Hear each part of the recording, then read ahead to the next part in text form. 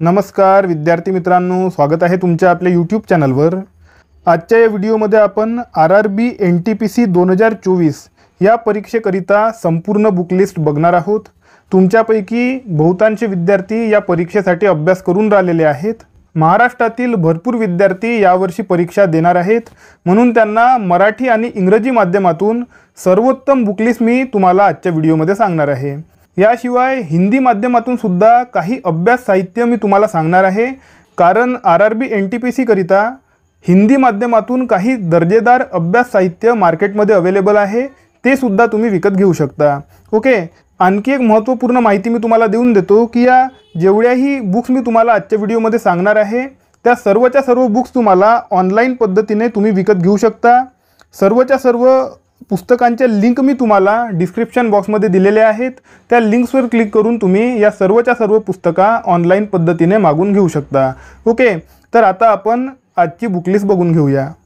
तर बघा विद्यार्थी मित्रांनो, सर्वात आधी गणित या विषयाकरिता RS अग्रवाल सरांची क्वांटिटेटिव्ह ॲप्टिट्यूड बुक तुम्ही मराठी माध्यमातून विकत घेऊ शकता। ओके, ज्या विद्यार्थ्यांना इंग्रजी किंवा हिंदी माध्यमातून अभ्यास करायला जमत नाही ते सर्व विद्यार्थी मराठी माध्यमातून ही पुस्तक विकत घेऊ शकता।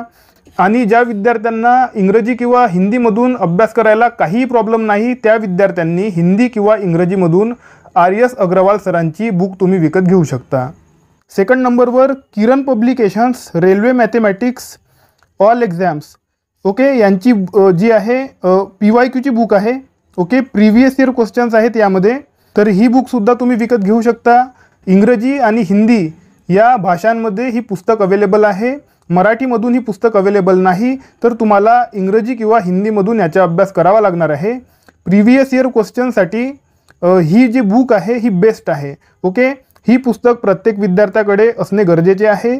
तुम्ही हिंदीमधून सुद्धा अभ्यास करू शकता, तुम्हाला काही प्रॉब्लेम होणार नाही। आणि माझ्या मते तरी जर तुम्हाला इंग्रजी जमत नसेल तर तुम्ही हिंदी भाषेमधून सुद्धा पुस्तक विकत घेऊ शकता, तुम्हाला जास्त काही प्रॉब्लेम होणार नाही। खूप कमी असे जे प्रॉब्लेम्स आहेत ते तुम्हाला मिळणार आहे, ज्यामध्ये खूप कठीण हिंदी भाषेचा त्यांनी प्रयोग केलेला असेल। नॉर्मली सिंपल हिंदीचा वापर पेपरमध्ये होत असतो, म्हणून तुम्हाला काही प्रॉब्लेम होणार नाही। तुम्ही हिंदीमधून सुद्धा ही पुस्तक विकत घेऊ शकता।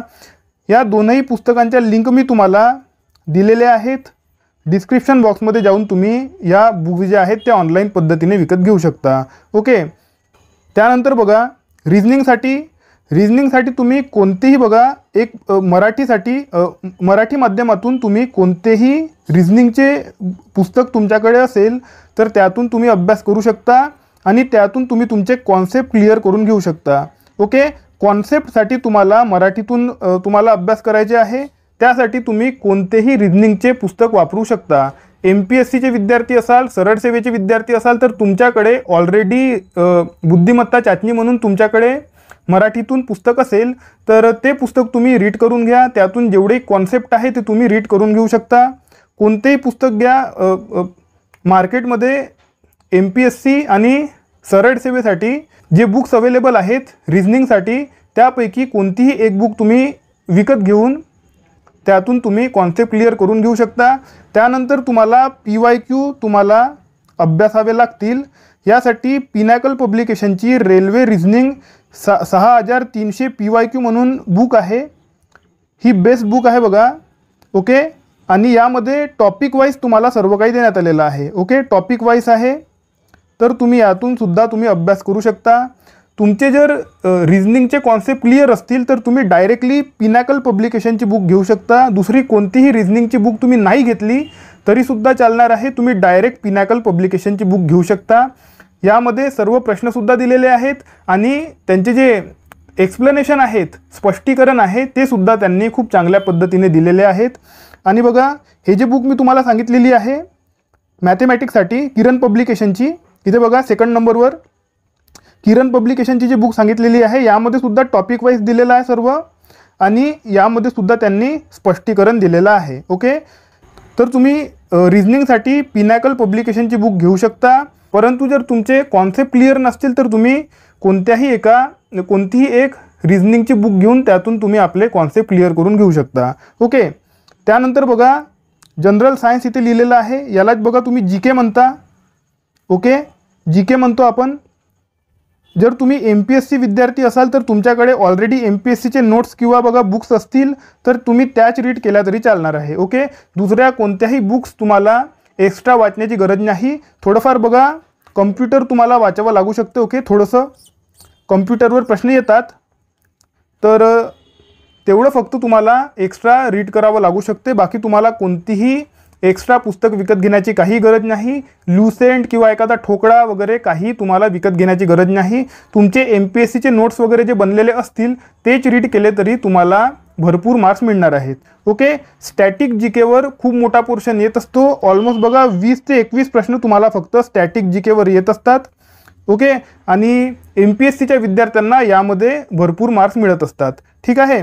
आणि त्यानंतर बघा जे विद्यार्थी MPSCचे नाहीत, सरळ सेवेचा अभ्यास करतात किंवा इतरही काही परीक्षांचा अभ्यास करत असतील तर त्या विद्यार्थ्यांनी लुसेंट GKचे बघा लेटेस्ट एडिशन 2024 तुम्ही घ्यायला पाहिजे. ओके, तर याची लिंक मी दिलेली आहे. त्या लिंकवर क्लिक करून तुम्ही बुक विकत घेऊ शकता. लुसेंट GK बोलून राहिलेलो आहो. लुसेंटची GS म्हणून सुद्धा एक बुक येते. ओके, लुसेंट GS तुम्हाला घ्यायची नाही. ओके, लुसेंटची GK तुम्हाला घ्यायची आहे. कितीतरी वेळा काय होते, विद्यार्थी जनरल सायन्स बोलून घेतात. ओके, जनरल सायन्सची पुस्तक तुम्हाला विकत घ्यायची नाही. ती सामान्य विज्ञानाची पुस्तक आहे. त्यामध्ये सर्व काही सायन्स दिलेलं आहे. ओके, फिजिक्स, केमिस्ट्री, बायोलॉजी त्यामध्ये दिलेलं आहे. तुम्हाला लुसेंटची GKची पुस्तक घ्यायची आहे. जनरल नॉलेज यामध्ये तुम्हाला सर्वचे सर्व विषय मिळणार आहे. History, political science, geography, science जे आहे सर्वच्या सर्व तुम्हाला या बुकमध्ये मिळणार आहे. हीच पुस्तक तुम्ही विकत घ्यायला पाहिजे. ओके, त्यानंतर विज्ञानावर बघा, विज्ञानावर 8 ते 10 प्रश्न तुम्हाला येत असतात. ओके, NTPCमध्ये.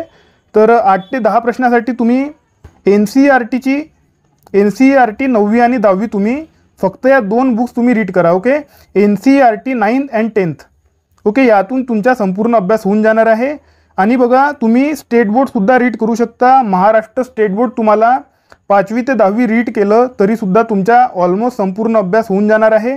परंतु रेल्वेच्या परीक्षांमध्ये NCERTमधून कितीतरी वेळा डायरेक्ट प्रश्न येतात, जे काही फॅक्ट असतात, फॅक्च्युअल प्रश्न असतात.